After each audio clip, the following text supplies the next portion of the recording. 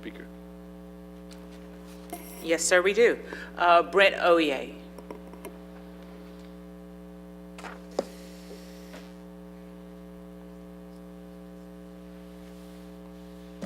Brent Oye with Spec Engineering. I'm representing the developers. And just to address the subdivision name, the subdivision was submitted under Coteau Ridge, but the new name is going to be Prajon Ridge Estates, and it's already been decided. It's just we don't have to submit that to planning until we do final plat. Okay. We are here to ask for a waiver on the action letter of items number 10 and 11. And basically, these items would allow the developer to put a single driveway per lot. And there's 15 lots, each roughly 3 acres. And the restrictions, items 10 and 11 will restrict the developer from having basically a single lot, driveway per lot. And that's why the developer would like this waiver. It's a rural area, light traffic. There are some other obstacles, basically with, if you put, I know traffic recommended that we put basically dual access driveways at the lot lines, but it causes issues with utilities and drainage by doing that. And that was one of the main reasons they asked for this appeal. Okay. And I'll answer any questions. Not seeing any questions at this time. Thank you. Okay. He was the final speaker, Final Mr. speaker. Chair. All right. So now we will go, Councilman Terrio. Yeah, one thing I want to try to have a discussion with, and maybe Ms. Gary will have to come up, but what Jay brought up earlier, Mr. Castillo, is about this 1 foot. This thing is kind of throwing me off. I guess my question is, Ms. Gary, is how long have we been implementing the 1 foot? Since I've been working here for almost 12 years. It's in the UDC. It's a carryover from both the city and the parish subdivision regulations. So it's always been in Yeah. that respect. You'll notice it a lot. We always put a 1 foot reserve strip at the end of stub out streets in neighborhoods. So that way, if somebody comes in, the stub out street is there to continue on, right? We want the connectivity of traffic.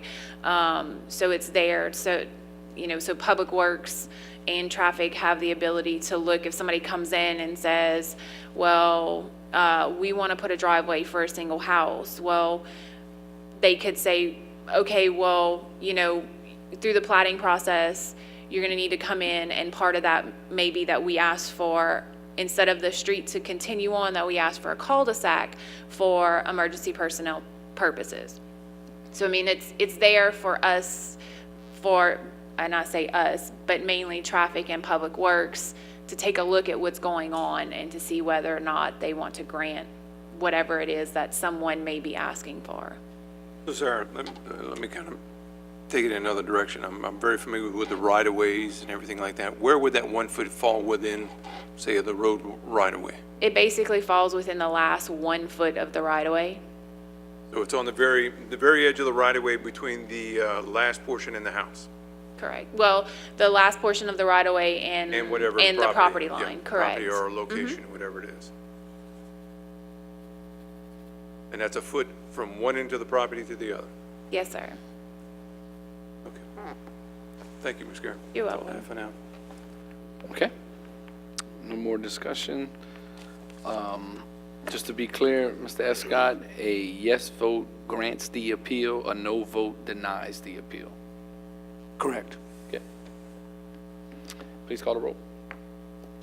District 1, Yes.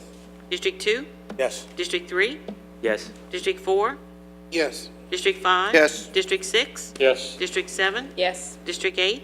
District 9. Motion to grant the appeal is approved. Okay. Moving along now to announcements of vacancies on boards and commission. Liz, can you please read? Due to expiration, a vacancy will exist on the Fire and Police Civil Service Board for a 5-year term effective July 26, 2018. Applicants must reside within the city of Lafayette for at least the past 5 years. Applicants may not have been during a period of 6 months immediately preceding the appointment a member of any local, state, or national committee of a political party, or an officer or a member of a committee in a factional political club or organization. Applicants shall not be a candidate for nomination or election to any public office or hold any other public office or position of public employment except that of notary public, a military or naval official office, or that of a municipal fire or police department. Individuals wishing to submit a resume for the above volunteer vacancy must be a registered voter and a resident of Lafayette Parish. Yearly ethics training for all appointees is required, as is financial disclosure under certain circumstances. Resumes are to be forwarded to Veronica L. Williams, Clerk of the Council, P.O. Box 4017-C, Lafayette, Louisiana 70502, or emailed to bclafayette@lafayettela.gov no later than noon, Tuesday, May 15th, with appointment to be made on June 5th, 2018. Okay, thank you, Liz. Next, we'll go to consider appointments by the council as a whole to boards and commissions. Appointment to the Board of Zoning Adjustments for a 5-year term effective July 1st, 2018. Applicants must reside within the city of Lafayette and own property within the parish of Lafayette. All right, thank you so much. There's a resume that is received for consideration, and there is no incumbent, so simply a yes vote will suffice. For Garland Pennison. Innocent. Okay, please call roll. District 2? District 3? Yes. District 4? Yes. District 5? Yes. District 6? Yes. District 7? Yes. District 8? Yes. District 9? District 1? Yes. Mr. Garland Pennison has been appointed. Okay, now we'll go to appointments by council members, mayor, president, and/or other direct appointing authority. Liz, please read. District 2, Jay Castile appoints Joe Kane to the Lafayette Advisory Commission on Crime Prevention for a 4-year term effective July 1st, 2018. All right, now we will move to introductory ordinance. Just want to remind the council that item 21 has been pulled for separate discussion and vote. We'll ask for a motion and second from the council to introduce ordinances item 20 and 22 through 33 in global. Can I get a motion and a second? Motion by Councilman Conk, second by Councilwoman Liz Hebert. Please call the roll. I'll just read, I'm sorry. Ordinance 60, 2018, an ordinance of the Lafayette City Parish Council amending the Unified Development Code so as to reclassify the property of Steve Roy, case number ZON 2018-7, 103 Wilshire Lane rezoning located generally north of Wilshire Lane, east of North University Avenue, and south of Will Mill Lane. The particular parcels being rezoned from CH Commercial Heavy to MN-1 Cup Mixed-Use Neighborhood Conditional Use Permit, allowing a dwelling single-family detached use. Ordinance 62, 2018.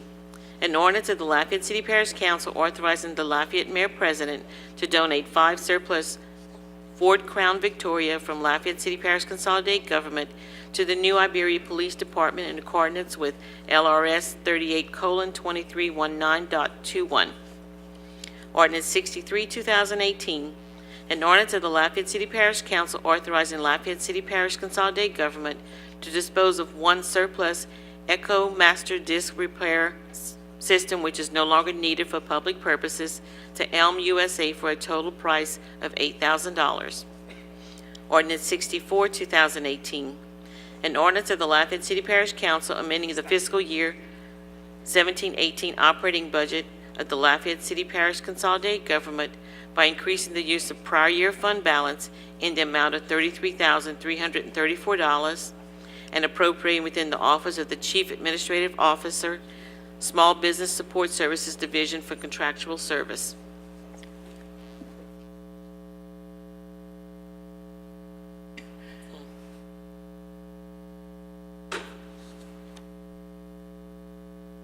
All right, thank you, Liz. At this time, we will go ahead and take item 21, or we need to vote on the intro. She'll continue reading Okay. the intro There's more. items. Oh, you had stopped because okay. We needed a quorum. We had 3 council members. And in order to proceed with a meeting, you need a quorum of the council members. Okay. I'm on 65. Continue, please. Ordinance 65, 2018, an ordinance of the Lafayette City Parish Council authorizing the Lafayette Mayor President to sell at public or private sale certain surplus property consisting of a 1,375 square foot wood frame house located at 1010 Mud Avenue, Lafayette, Louisiana, 70501, that is no longer needed for public purposes. Ordinance 66, 2018, an ordinance of the Lafayette City Parish Council authorizing the Lafayette Mayor President to enter into negotiations and initiate such preliminary legal processes as may be required to enter into a lease agreement relative to that certain parking lot located at the corner of South College Road and Possa Place, formerly known as Auditorium Place, to lease such property to execute any documents necessary, convenient, or desirable, or to accomplish the purposes specified herein and to provide for other matters related thereto. Ordinance 67, 2018, an ordinance of the Lafayette City Parish Council amending the fiscal year 1718 operating budget and adjusting the manning tables of the Lafayette City Parish Consolidated Government to reflect a change in salary for a civil engineering aid specialist 2 position within the Public Works Department, Capital Improvements Division, Project Control Section. Ordinance 68, 2018, an ordinance of the Lafayette City Parish Council amending the fiscal year 1718 capital budget of the Lafayette City Parish Consolidated Government by transferring $26,508.31 from the RPL AC Units PW Work Phase 2 project to the RPL Repair AC project using on an as-needed basis for various Lafayette Consolidated Government AC repair managed by Public Works Department Facility Maintenance Division. Ordinance 69, 2018, an ordinance of the Lafayette City Parish Council amending the fiscal year 1718 operating budget of the Lafayette City Parish Consolidated Government by adding an equipment operator for apprenticeship promotion in the Public Works Department Drainage Division. Ordinance 70, 2018, an ordinance of the Lafayette City Parish Council amending the fiscal year 1718 operating budget of the Lafayette City Parish Consolidated Government by authorizing the increase in revenues in the amount of $190,500 received from the U.S. Department of Housing and Urban Development through the Louisiana Housing Corporation for the Emergency Solutions Grants Program, appropriating within the Community Development Department and decreasing the use of City General Fund prior year fund balance by $5,500, recognizing the administrative fees to be received from this grant. Ordinance 71, 2018, an ordinance of the Lafayette City Parish Council amending the fiscal year 1718 operating budget and manning tables of the Lafayette City Parish Consolidated Government by deleting 1 annexation coordinator position and adding 1 planner 2 position within the Development and Planning Department Development Division. Ordinance 72, 2018, an ordinance of the Lafayette City Parish Council amending the Lafayette City Parish Consolidated Government Code of Ordinances, Chapter 78, Streets, Sidewalks, and Other Public Places, Article 7, Push Carts, Outdoor Dining and Outdoor Merchandise Display, Sections 78-401 through 78-433, and enacting Section 78-434 to allow for parklets in the area Zone D downtown and to provide for related matters. Ordinance 73, 2017, an ordinance of the Lafayette City Parish Council declaring the double-wide mobile home located at 2217 Carmel Drive, Lafayette, Louisiana, owned by Denise Judice Johnson, care of Gerald J. Block, attorney appointed, to be dilapidated and dangerous to the public welfare, and ordering the condemnation of same. Okay, please call the roll. District 3? District 4? Yes. District 5? Yes. District 6? Yes. District 7? Yes. District 8? Yes. District 9? Yes. District 1? Yes? District 2? Motion is approved to introduce. All right, now we will go ahead and pull up item number 21 for a separate discussion and vote. Can you please read? Ordinance 61, 2018, an ordinance of the Lafayette City Parish Council approving a conditional use permit to allow a bar/lounge in a D downtown zoning district, case number ZON 2018-5, 902 Johnston Street, conditional use permit, located generally on the corner northwest of Johnston Street and southwest of East Convent Street. All right. Got a motion by Councilman Conk and a second by Councilman Lewis. Council discussion. Councilman Lewis, you have the floor. Thank you, Mr. Chair.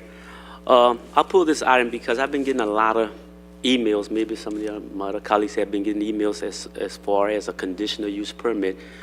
And the emails that I had been receiving is saying that perhaps this establishment might close down if they do not get permission from the council as being a conditional use bar. But that's not the case. I feel that. The establishment is already selling alcohol. It just so happened they are a restaurant, and I believe they want to, not I believe they, I do know they want to be considered a bar. They want to change their zoning from a restaurant to a bar. And my observation is that the reason why I'm not supporting this as of right now is because everything is set. I mean, the establishment already has a license, a permit to sell alcohol in their establishment. And from understanding, the law states clearly that when it comes to a church and a school, they are protected unless the council changes that. So what are we there for? To provide, to give waivers for, not to protect the kids in the school? Understand we just had a waiver earlier for a driveway. Then we have some for sidewalks. But this here is the protection of the kids and the people that go to church. This has always been that you do not sell liquor around a church and a school.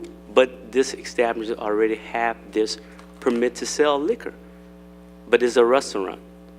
So the business owner needs to, I feel that need to really figure out a way to make their business work. When you have a business, you do whatever you have to do to make it work. So again, I want the people that send the emails to understand that we are not trying to close her down, or I'm not trying to close that person down.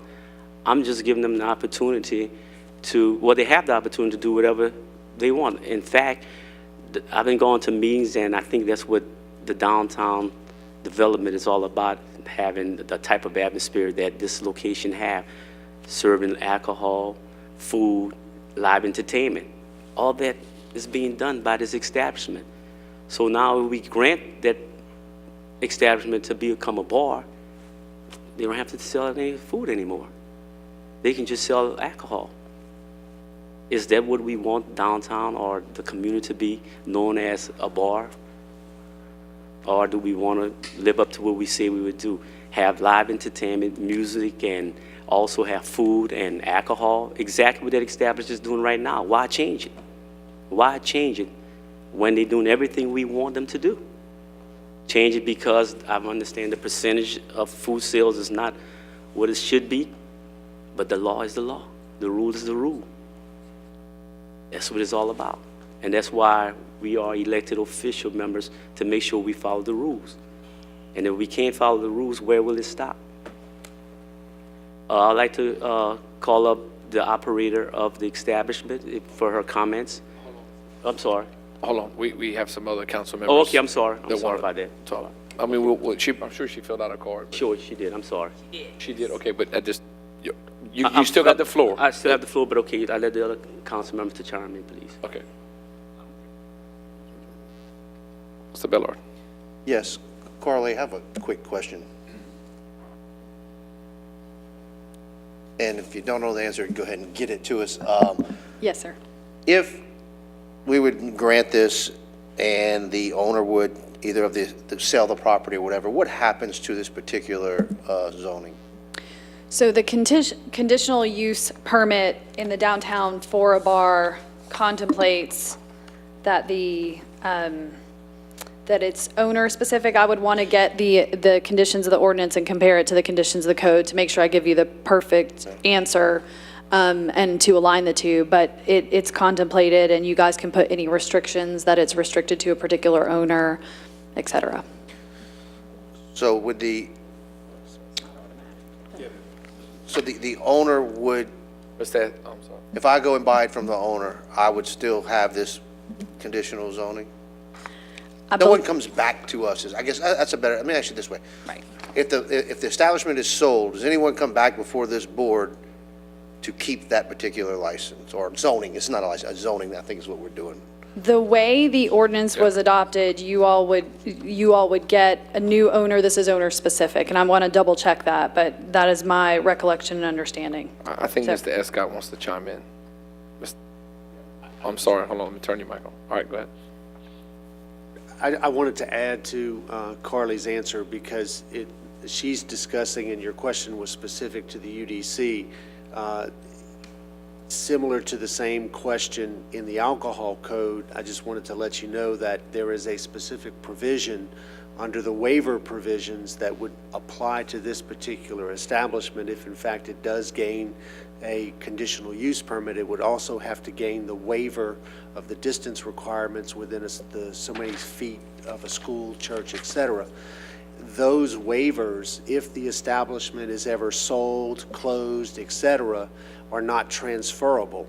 And so whoever gained the establishment, ownership, etc., they would have to go through that whole process again, and they would be before you as well, under the alcohol code. So to answer so yes, a new ownership would have to come before the council. At least as long as they wished another alcohol. waiver for the alcohol code, Right. they would, and Carly, I believe, was suggesting that they would also have to be back under the UDC on the conditional use permit. Right, I'm double checking that, That's trying to fine. read and No, talk no, at the yeah, same you time. Yeah, no, and that's all I have. You can go ahead and look at that and get that to us at a later Yes, date. sir. Just email the council. And I guess kind of where I'm going with that is just, if we do decide to start changing the rules as we're involved, I would at least want to know that for the next person to be able to see exactly what are they going to be doing with it and to just identify that. That's all I have. Thank you. Okay. Thank you, Councilman Bellard. Councilman Boudreaux. So, Paul, as it relates to the distance requirement for churches, schools, and the other activities that fall in that category, local government actually has the ability to reduce that distance? We have that authority, although those were established by state statute, we could reduce those? Yes, we have a provision in the alcohol code that was passed by ordinance that allows for a waiver of the distance requirements established by that code of 175 feet of any church or synagogue and 300 feet of school, public library, public playgrounds. So that's ours. And I want to make sure we're addressing the right thing. As far as the drug-free zones, does that apply, or are we only obligated under our alcohol code? Are there any state statutes that has distant requirements that we have the authority to circumvent in any way? Can you re-ask that question? I'm sorry. He was reading. Okay. There are some, and again, this is a question. Are there some state distant laws? There are, in the state alcohol code. State alcohol code, not LCG's? Correct. Local, okay. So my question is, we have the ability to reduce those distances, even those within that state code? We have that authority locally to do such? I don't have the answer to that question right off the top of my head. I'd have to do some research. Because I know within our own code we could do it, but if someone then went to the state and say that. Let me answer it this way, I suppose. I see what you're asking now, and I apologize for being a little slow. No, that's. The waiver that you are granting is nothing more than a waiver of the local code. It's my understanding that a bar's establishment requires 2 alcohol permits. They have to obtain the state alcohol permit, and they have to obtain the LCG alcohol permit. Without one or the other, they cannot operate as a bar. So this particular waiver provision in the LCG Code of Ordinances only waives or minimizes the distance requirement under LCG's alcohol code. If the state were to decide they do not wish to reduce or waive that requirement, then the establishment would not be able to gain their state alcohol license, and they would not be able to operate as a bar. Right. And the only reason I thank you, that's very clear for me, because I think some of the emails that had been received we were circumventing the state law. No, sir. We only doing our part. Any establishment still has to go to the state and Right. be granted And- that same waiver or authority there as well. Right, and I see my friend, Miss Sally Leger, the alcohol and noise control manager, so I know I said something right. Right. She's nodding yes. So I would just say for our purpose going forward, that we make sure that that is clear, that what we're doing is only as it relates to our code. Right. And that there's still some other requirements that they would have to meet outside our jurisdiction. Thank you. Okay, thank you, Councilman Boudreaux. Councilman Cole? And to further clarify, what we are being requested to do tonight is to grant the application for a conditional use permit from this establishment. This has nothing to do tonight with the waiver of the distance requirement. Two separate issues, correct? That's correct. If we were, this is all an introduction, of course, if we were to give final approval to the conditional use permit application in 2 weeks, then the applicant could apply for the license, the alcohol license from LCG, correct? To do so, she needs the conditional use permit in place. Technically, legally, it makes no difference, because from a practical standpoint, it could be done waiver first, and then conditional use permit, or conditional use permit first, waiver second. Because the waiver is going to be conditioned upon the existence of a valid conditional use permit. And the conditional use permit is useless unless the waiver is granted. So legally... I apologize, my question was not clear enough. Yeah. But that's exactly what I was asking, is that right now, today, intro, 2 weeks final, is on the conditional use permit. Absolutely. Once, if that's approved, then the applicant can follow up with the application for a liquor license, correct, from LCG? Right, but would also have to, under the alcohol code, has to make application to this council and grant and obtain by resolution the council's waiver of the distance requirement. That's a 1-2 step. First, we look at the conditional use permit application. If it's approved, second step would be for us, without a doubt, the applicant would come to us and ask for a waiver. That would be the second part of this process, right? Well, again, I guess my answer is the same in that there is no legal requirement for the procedure in the order. It's the discretion of the council as to how they wish to deal with it, in what order that would be. Sally? And please take my comments tonight. I'm not opposed to Artmosphere. I patronize the restaurant. In fact, I was there for Festivals International. But I have some concerns that, Mr. Lewis stated that they are operating today, and they are operating as a restaurant. Correct. But it's common and public knowledge that they sell more alcohol than they do food, correct? Based on the audits of the past. According to the state, that is correct. So if this conditional use permit is approved, however, let's say it's not approved, based on what Mr. Lewis said, if it's not approved, are we expecting her to continue operation under existing conditions? Not as it currently is, no, sir. So effectively, without the conditional use permit, she's out of business. If we enforce the law. If we enforce it well, it depends if she changes her business model. That would be the way that she would operate her business. She would have to prove that she is generating more food revenue than she is from the sale of alcohol. That is correct. And that is not the situation today. That is correct. Okay, thank you. Welcome. Thank you. I'm gonna go to Mayor President. He has, go ahead. Just as a point of clarification, the state requirement, and I'm welcome to any correction, but my memory suggests that the state requirement is 300 feet, which is a lot further than what our local requirement is. And so it's conceivable that you could be in between those two amounts, right, and not have to go to the state because you're over the 150, so we'd have to waive, but you're under the 300, so you don't have to go to the state. And that's probably the case with the entity that we're discussing tonight. And so it's 300 if you're in a municipality, it's 500 if you're outside a municipality. That's what the state distance requirement is.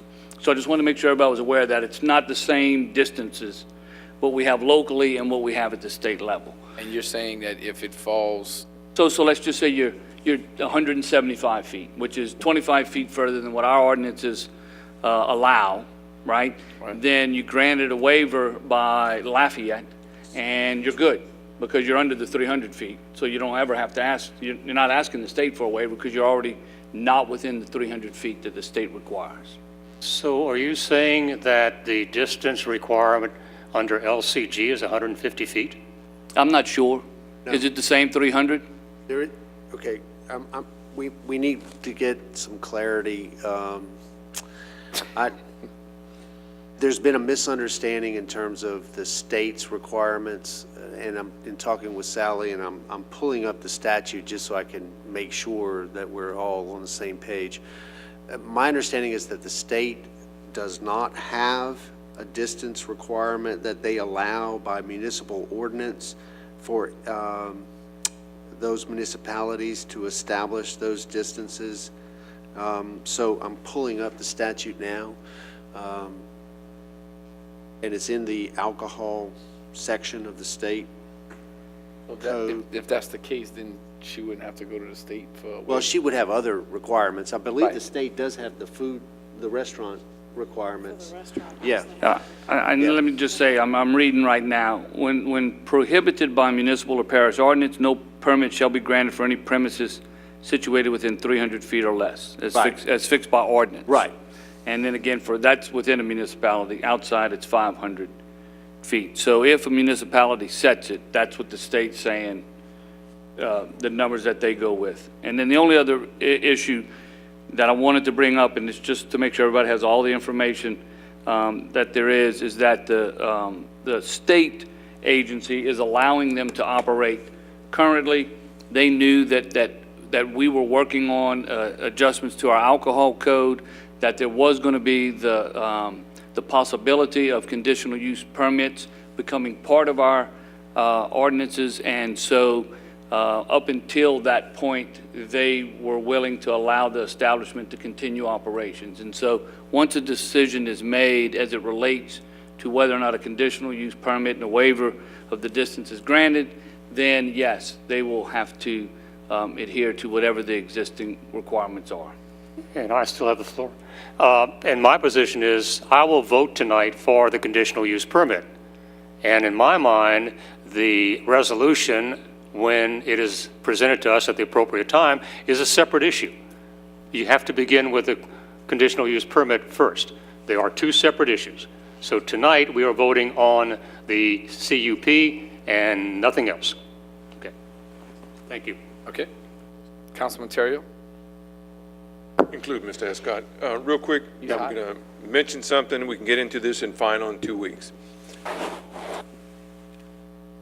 The conditional use permit basically is allowing this establishment to do something that normally they would not be allowed to do under our existing laws. First quote. Secondly, if we have, for example, two establishments that would like to follow the same course or procedure that this particular establishment has done over a period of time, and this council does not allow them that, in the future does not allow them The first step was to go from a restaurant to the alcohol. Second step, to go from the conditional use to where we are and going forward. Does this put LCG in any kind of legal ramifications? Because we currently have laws that state very specifically what can and can't be done downtown. So if we become picky and start saying yes to one and no to others, how does that affect LCG, our policies and guidelines? So I'm going to invite Carly back up, because this is sort of a conditional use permit question, but as she's getting up there, and perhaps even Mr. Shopwee, who is the planning and zoning lawyer that works a lot with these issues. But recently, the UDC was amended that creates an amendment to the use table that allows for the introduction of what we call a conditional use permit. And so when you talk in terms of uses in particular zones, the conditional use permit has by ordinance been introduced into one of many, not many, but several, one of which is the downtown district, which is what we're dealing with tonight. So the conditional use permit no longer can be viewed as an exception to the rule. It is now integrated in the process, and there are requirements, conditions, et cetera, that need to be met, just like any other permit, whether we call it a conditional use permit or some other permit. So I hope I have not. That was good, but I would like to add a couple of things. That's exactly correct. There are conditional uses throughout the use table. So bars downtown is just one of many places. If you go into the use table, you'll see Cs sprinkled throughout the code. In addition, Article 4 of the UDC, I think it's 8954, has approval standards. And you may have noticed in the last 6 months or so, we've revised our zoning reports to specifically contemplate and evaluate all of our applications based on approval standards that are listed in the code. One of the reasons that we did that was because other municipalities had been sued or challenged based on subjective approval standards. So our zoning reports now go through both in a rezoning and a conditional use permit, point by point, an evaluation of the approval standards, which is in your packet. And Councilman Terrio, with all of that being said, in answer to your second question, which is a logical question that flows from what you're looking at, and the answer is, as you can see from the process, with the elimination of a lot of the subjectivity in the determination of whether a permit is granted, a conditional use permit is granted or not, there is this concept that as long as the decisions of this council from one applicant to the next is based upon a reasonable basis, based on a considered process, then there is really little to no exposure to LCG as long as it follows its guidelines.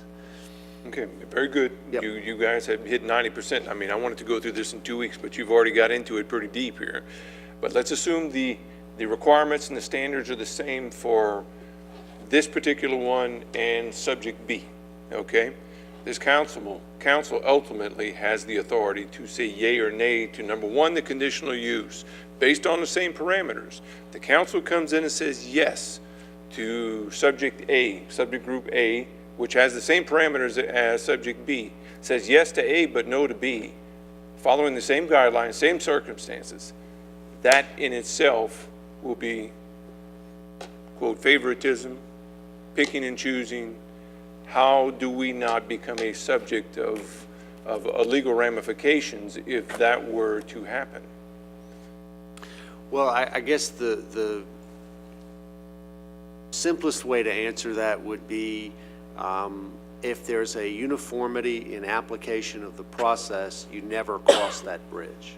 Okay, and you as our LCG attorney will make sure that the council, hey guys, in the future, if whatever happens, you all need to stay on course, because if you start wavering from this, then that's going to be opening us up to a lot of liability here. I'd certainly like to believe that if I thought there was some inequality in the application of the process being used, that I would certainly advise you, the council members, as my client, to reconsider. Okay. Guys, that's all I have for now. Thank you so much. Bill, I have, sir. Okay. Councilman Boudreaux? Thank you, sir. So there's a lot of history here, and if I recall properly, the need for the conditional use is due to the fact that the alcohol sales and the food sales were kind of flipped. You could come speak to that if you'd like. I will clear it up. The need for the conditional use permit is that previously, or the shift to the conditional use permit was that previously bars were not a permitted use downtown. Now they are conditional use they are a conditional use downtown, and so Artmosphere is electing to apply to be a conditional use permit. I would defer to Barry in terms of why she is applying for it, but I think that the flip is probably correct. Okay, so when the moratorium was addressed, as opposed to just a complete lift, it became a conditional use. Correct. I got that. But for this particular applicant, before the moratorium issue and before the conditional use option, it had become known that sales were not in order with what our ordinance provides for. And for whatever reasons, it came to the public's attention. Yes, my question is, and it is kind of in line with what Bruce was asking, tonight we're here to address the conditional use permit only. Yes, sir. But if that conditional use permit is granted, then it allows this establishment to do what Councilman Lewis has said is already being done. They could continue to function as is because now the sale percentile is no longer relevant. It would be okay to have greater alcohol sales than food sales. Yes, sir. So that's one thing. Chicken or the egg, I don't know yet. But by doing so, at that point, they're now a bar. Okay? Yes, sir. With this conditional use, which would not require what the mayor indicated, the licensing issues on the distancing issue becomes addressed because they have been granted. Why would they need to go further than being a conditional use? So ask the last question again. I'm sorry, sir. What purpose would there be for an establishment to go beyond being a conditional use if you're granted the ability to function as a bar, although you were registered as a restaurant? You now say you're given permission to do it unless there's a timeline that you can only be conditional for so long.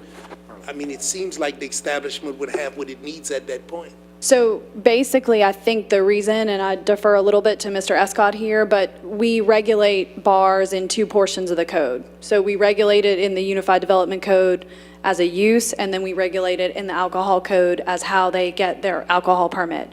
So the two processes are to comply with the two codes. So tonight is about compliance with the Unified Development Code. When and if the waiver is heard, that's about compliance with the alcohol code. In both cases, the council can impose conditions on either permit, either the alcohol permit or the waiver requirement. So if there are concerns that this council has about the ongoing operations of the establishment in order to approve one or the other permit, additional conditions can be imposed. Okay.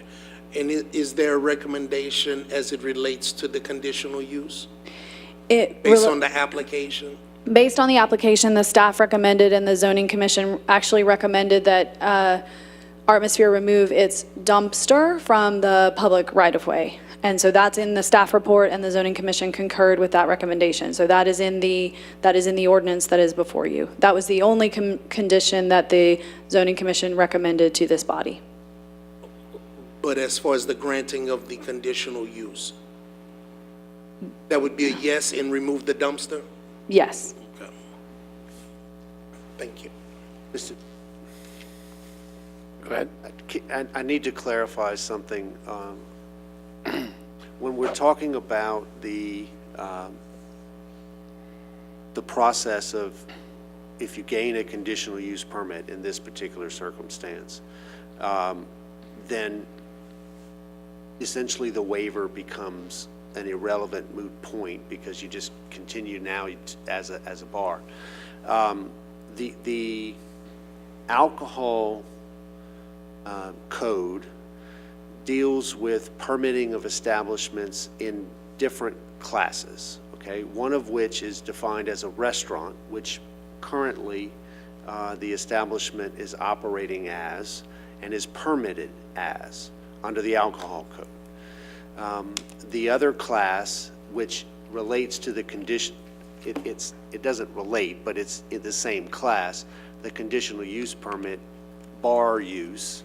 The alcohol code also permits what they call Class A retail, which is a bar establishment. Sells alcohol, can sell as much as they want, don't have to worry about the percentage of food to alcohol. If this establishment were to get the conditional use permit, they could not legally continue to operate as a bar because they're not permitted as a bar. If their food sales do not exceed, or their alcohol sales exceed their food sales, they are in violation of their restaurant permit, and it's just an issue of having not enforced that. But they could not continue as a bar. They never would be a bar until they gain their bar permit from the alcohol department, okay? So to get that, they have to get the waiver distance first. And then they would then be able to get the alcohol permit for the bar. So there are additional steps, I guess I should say. I'm just making sure we're all on the same page. That once the conditional use permit is obtained, they are not good to go as a bar.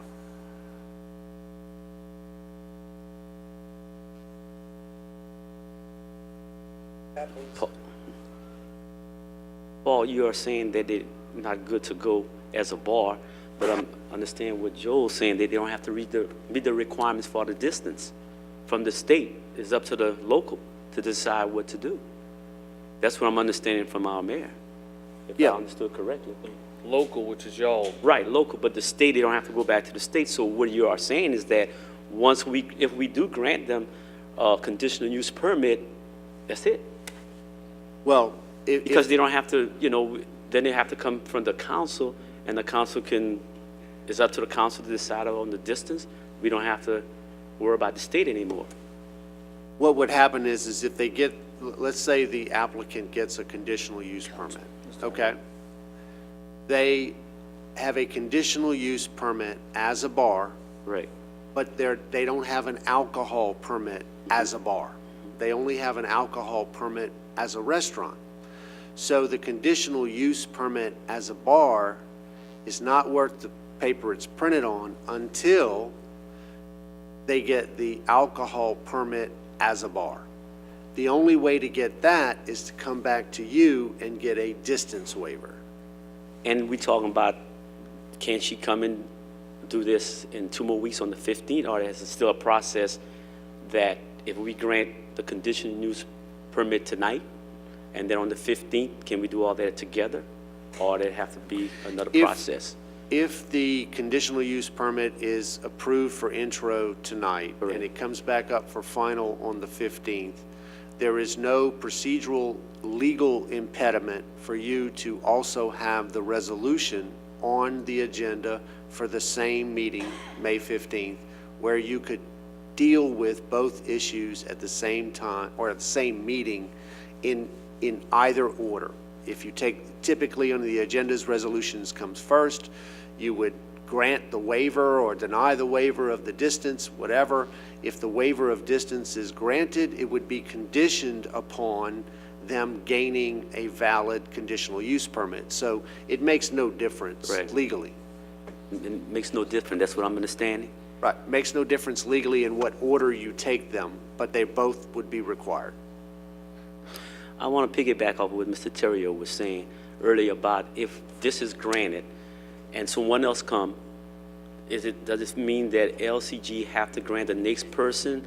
Or how would that work if you know? My understanding is that, first of all, they have to get through the Planning Commission, and there's an established set of procedures, standards, requirements, conditions, et cetera, that have to be met. And so the likelihood that you have, and so first of all, there is a lawyer there from the Lafayette Consolidated Government Legal Department that advises the Planning Commission and guides them through those processes, and to ensure that there's a uniformity in the application of those processes. The likelihood that you will have two applicants with the exact same factual circumstances is probably one out of, I don't know, Mr. Mayor is the CPA in the administration. The odds are very, very slim. So to say that someone could expose LCG to a claim for liability, that there was an unequal treatment is highly unlikely. Second of all, as long as the council acts as it has, at least to my knowledge, up to this point, in good faith, based on a reasonable decision, based on the processes, there's qualified immunity in your administrative decisions and everything that you do. So, you know, it would have to be an arbitrary and capricious decision when you compare one to the other. I have one other Sure. question. Does the church and the school have to be notified? Under the current alcohol code, there is a requirement before a waiver can be granted by resolution that the applicant prove notice has been given to whatever church and/or synagogues and/or schools fall within that distance requirement that may be affected. Is that a timeline?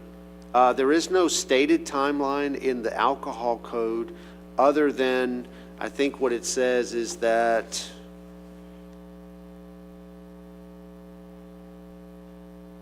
in order for an establishment to avail itself of the waiver, which is talking about the distance waiver, a person must make application for a waiver to the council, in which application it is affirmatively shown that notice of such application for waiver is or has been provided to an organization. So at the time of application, that's when the proof of notice has to accompany that application.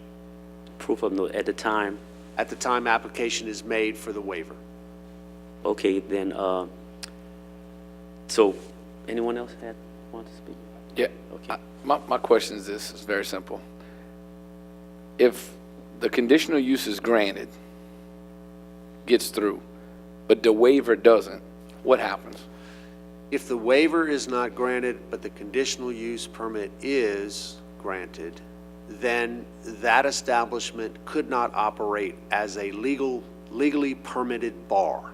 They would still have to follow the restaurant requirements in the alcohol code and not have their food sales fall below 50% of their alcohol sales, Okay, among other requirements. okay. You still have a question? Let me see. All right. I think he was hesitant to give me the mic. The conversation tonight has indicated the possibility of both the ordinance and a resolution requesting a waiver of the distance requirement could be considered at the next meeting upon final, which is May 15th. But what you just said, Mr. Escott, is that that's on the presumption that the applicant is asking for the waiver. Can the applicant ask for the waiver even before we pass the conditional use permit?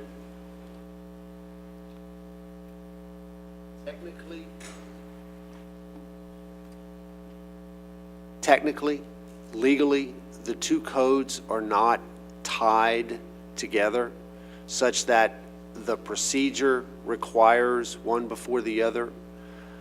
Practically, it is, because both are required, it makes no difference from a result-oriented standpoint, because if one or the other fails, then the use cannot be implemented, or acted upon, I should say.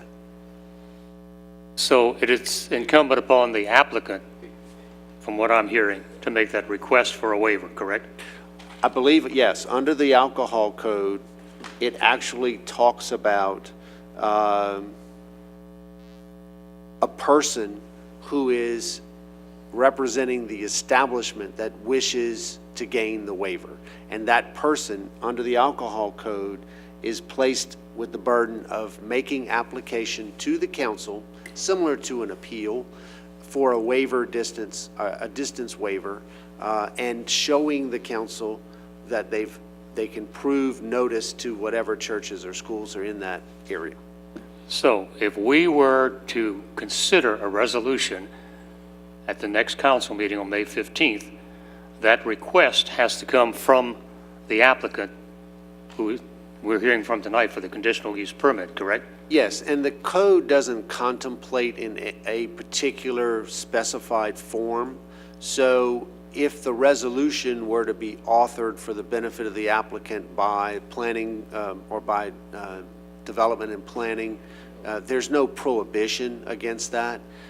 It is simply, the code simply contemplates that somehow in the form of a formal request by way of resolution, that is presented before the council so that you guys can decide one way or the other. So one of us on the council, the administration, or the applicant could all move this forward as a resolution requesting the waiver at possibly the next meeting. Yes.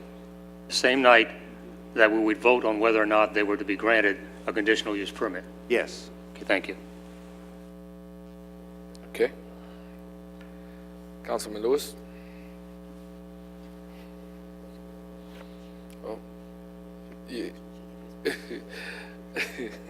He faster than finger make. Oh, yeah. Thank you, Mr. Chair.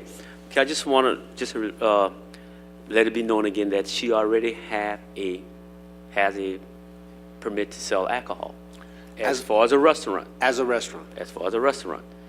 And then, but like Mr. Boudreaux was saying earlier, and I know Carly was, explaining it, in the past, there's history that her food sales were not high enough.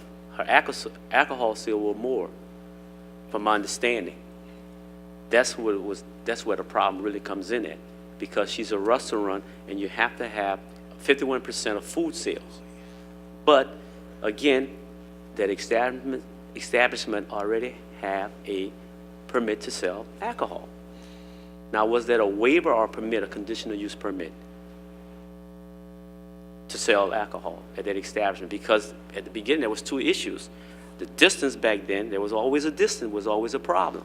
It was always a problem, the distance. So that's why the establishment have a license or a conditional use permit to sell alcohol.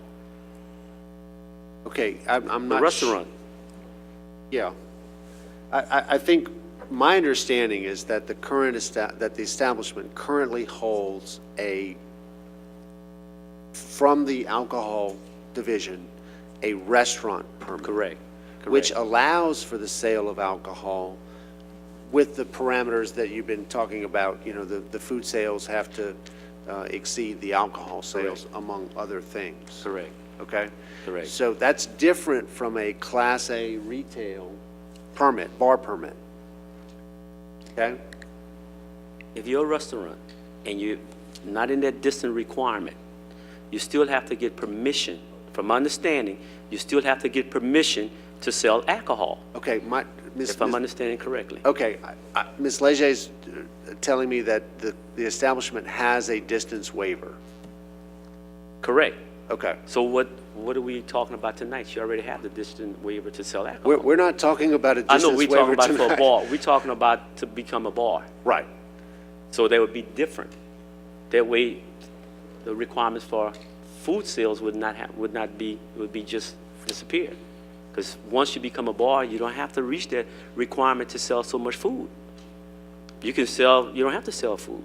Well, I don't have the distance waiver in front of me that was in place, but and I don't know when it was granted, years ago? I believe 2003. Okay, so years ago.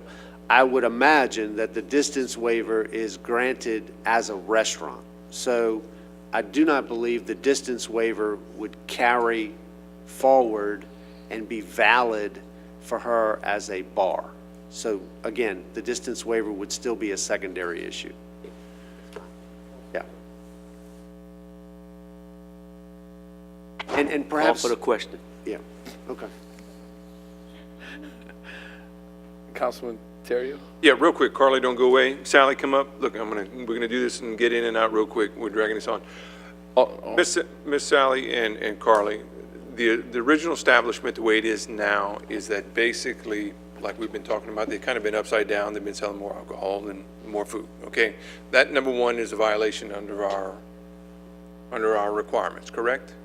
That is my understanding, although that I believe, and I defer to Mr. Escott and Ms. Leger, that is with our updates to the alcohol code. That is correct. Ms. Leger, how long has that been happening? How long have they been upside down and not following the guidelines of a restaurant and that they are selling more alcohol? How long? I think it has been a while, but that would have been under the state code rather than the city code. The city code went into effect May 24th of last year, so it would have been since then. So it's been going on. So have there been any violations, any fines? No. None? Any other establishment that ever does this, do we fine them? So historically, this was not something that we regulated. And so with the change in the alcohol code, that is now something that we can regulate.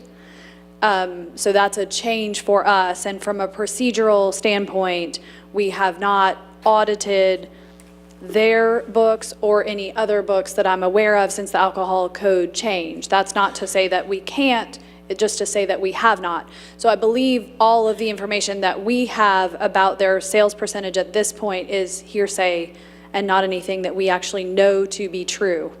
Okay, well, you got into exactly where I was going. In the past, we have had particular requirements, laws, but with no enforcement. In a nutshell, basically, if we had a requirement, you were a restaurant, 50% food, or then the alcohol. Back then, if it were happening, there was no follow-up, there was no requirements, no fines. In previous years, the only body that regulated the percentage sales was the state. That was it. Yeah. Okay, that's all I have for now. Thank you both. Thank you. Okay. Mr. Lewis has called for the question. We need a second to end discussion so we can move forward. Are we good? We got a second by Councilman Terrio to call for the question, but I don't think it's really needed because I don't see nobody light it up. All right, let's move forward, please. Any speakers? Beryl Kemp. Can I begin with saying, please ask me questions? It's killing me with y'all struggling with this. I've been studying it for 5 years.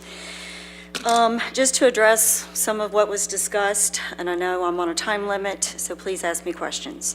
When I spoke to Mr. Lewis today, and there was concern about whether people were in support of this or whether it was going to be an issue for people downtown, in his words, 5-to-1 people supported versus were opposed. And I don't know what kind of feedback you all have gotten, but I've had a lot of feedback. I know there are a few people who are opposed who are very vocal.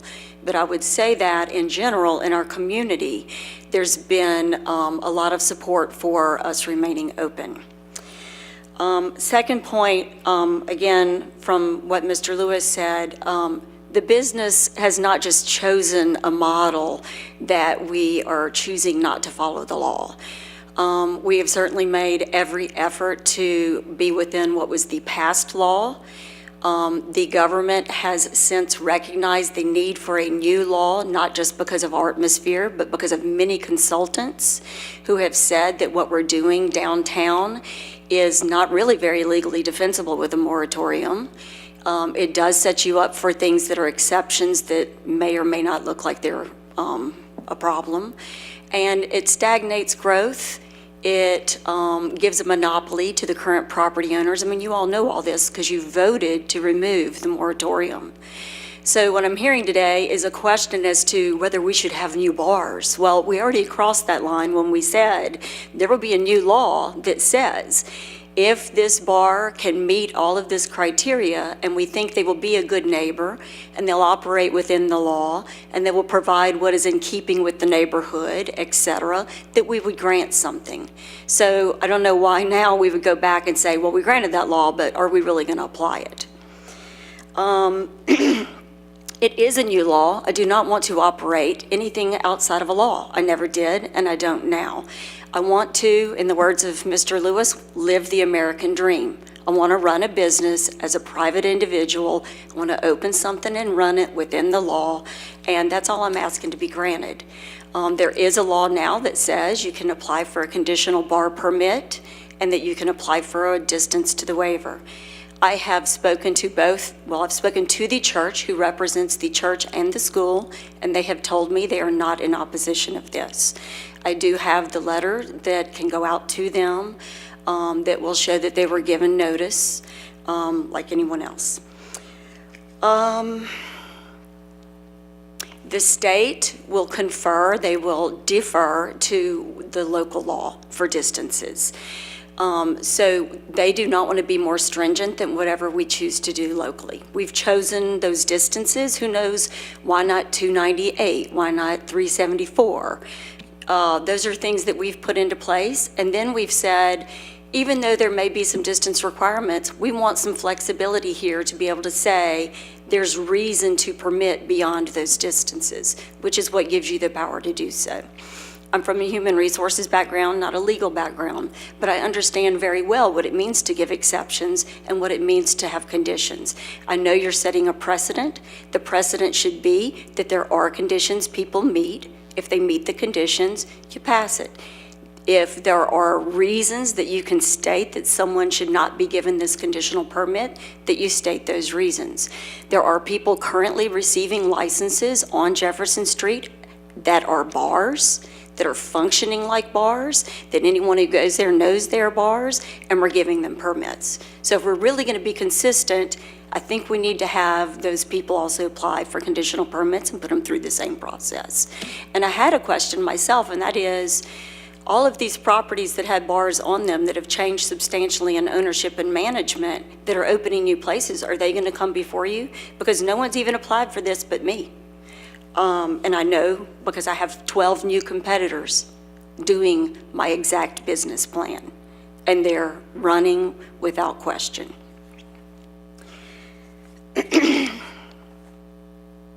Downtown specifically should be the kind of place where a person could go for entertainment.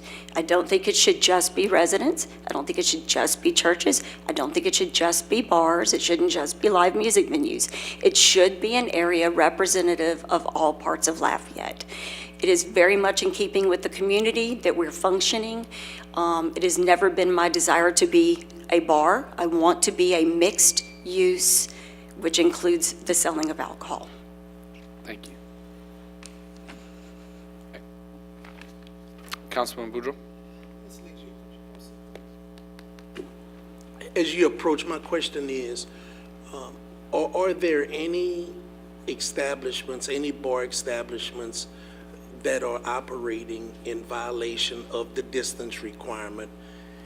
And are there any that have been granted a distance waiver to operate today? No, sir, not as a bar. They have restaurants that have the distance waiver, which one of them downtown would be Pop's Po' Boys because of where they're located. They have to have a waiver. But to my knowledge, that is the only other location downtown that has a waiver. So the distance requirement, regardless of what type of license you have for alcohol, even if you're predominantly restaurant, the distance waiver is still necessary to sell alcohol as well? Yes, sir. So that would be one. For the 15th, if this makes it to final, could you provide us, please, with a written response to those two questions, and would establishments that have been granted a waiver That are based on currently the operating? that's currently operating Okay. today? I will get that. And specifically though, if they are a bar who sells food or a restaurant who sells alcohol? I can tell you for sure, right now, there are no bars that have the waiver because that was included in the updates on, last year. Okay, Previously, it was only restaurants who could apply for a waiver. okay. So right now, she would be the first one to apply for one. What about the Rock and Bowl? Did they apply? No, they have not applied. So, okay, if you could provide us that, I'd appreciate it. Yes, sir. Thank you. You're welcome. But I know it's not my turn to talk. Could I speak? I I have a can't. question. Yeah. Okay. Councilman Cone? It was indicated earlier that there was some consideration being given by Planning and Development to bring a resolution requesting the waiver at our next meeting, the same night where we would take final action on the conditional use permit. I personally have an argument about that, but that's up to the administration as to what they wish to do. If they do proceed, I would like to see from you, Barry, letters from the church acknowledging what you just told us, that they are not opposed to your continued operation. If you could provide that in the event we have to consider it next meeting. Sure. Thank Can you. I clarify my discussion with the church? Could you clarify your discussion with the church? So when I spoke to the church, and I know the history here because it's been going on for a long time, they have told me they will not be in opposition. I have told him he's going to receive a certified letter, and he agreed to receive such letter. I don't think they want to come and testify in favor of this. I think that they're, just like anyone else, afraid of making a blanket statement. I mean, naturally, there's a building that shares a common wall with them that in the past was a bar. It was a restaurant, it was a bar, it had live music, they share a common wall, they didn't have parking. I mean, there were a lot of issues, and I know they don't want to open themselves up for that. But they have told me, I mean, they are not in opposition. So I don't know that I will have a letter saying, please pass this for Atmosphere, but you will not have from the church or school an opposition. What I'm requesting is some form of acknowledgement that they are not opposed to the waiver. Okay. Thank you. Okay. Councilman Lewis? Okay, Barry, what church are you talking about? Well, Ascension is the one that I'm within the distance of. There are churches all over downtown. It's Ascension. Okay, Sally, I have a question for you.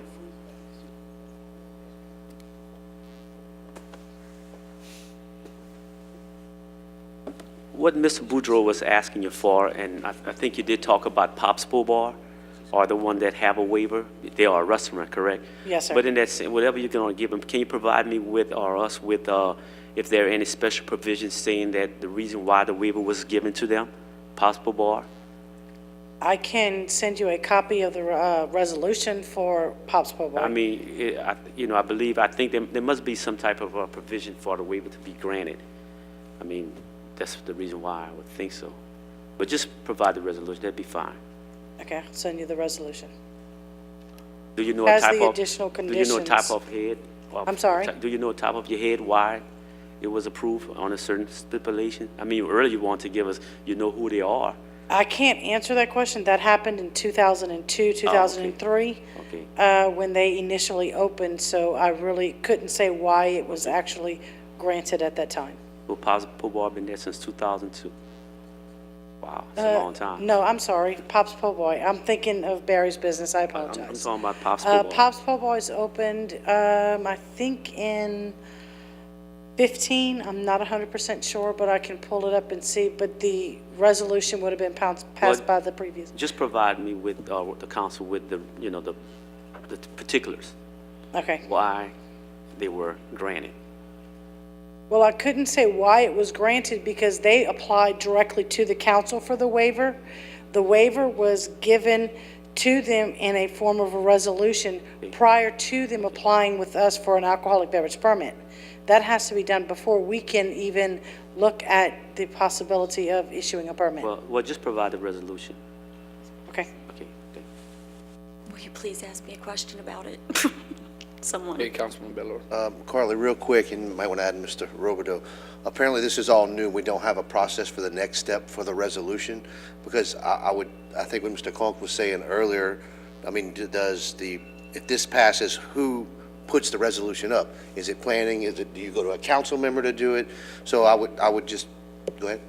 A couple things. I discussed this both with the mayor president and with Mr. Escott, and also with the council clerk. And we determined that because the ordinance contemplates that the applicant has a right to the resolution, that the development and planning staff would prepare that, just so as not to place that burden on the council. And then, of course, Ms. Leger and I are working out the procedures for this. Okay, so maybe since there is 2 steps, this step would have to come first eventually, or I don't know which way y'all want to do it. But anyway, some type of policy to where I don't want a bar calling me and say, hey, Jared, will you put this up? And I'm sure the administration, vice versa. And I know this is brand new, but. Right. Yes, sir. What you said Yes, was sir. great. Thank you. That's all I have, Mr. Chair. Okay. I'm not seeing any other discussion. Any other blue cards? No, sir. Okay. Please call the vote. Who you vote next? 4, Yes. District 5? Yes. District 6? Yes. District 7? Yes. District 8? Yes. District 9? Yes. District 1? Yes. District 2? Yes. District 3? Motion to introduce has been approved. All right. Meeting adjourned. Thank you. Have a great evening. Carly.